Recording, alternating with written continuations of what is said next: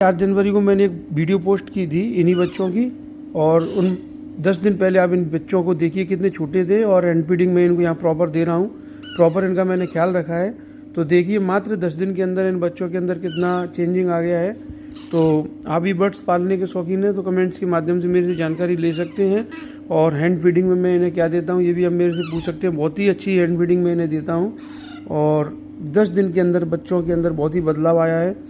मैंने 4 जनवरी को एक वीडियो पोस्ट किया था, उसका लिंक मैं डिस्क्रिप्शन में दूंगा, तो आप देख सकते हैं। और ये मेरा बड़ा वाला अलेक्जेंडर है, ये भी 8 से 10 महीने का है, 10 महीने का हो चुका है ये।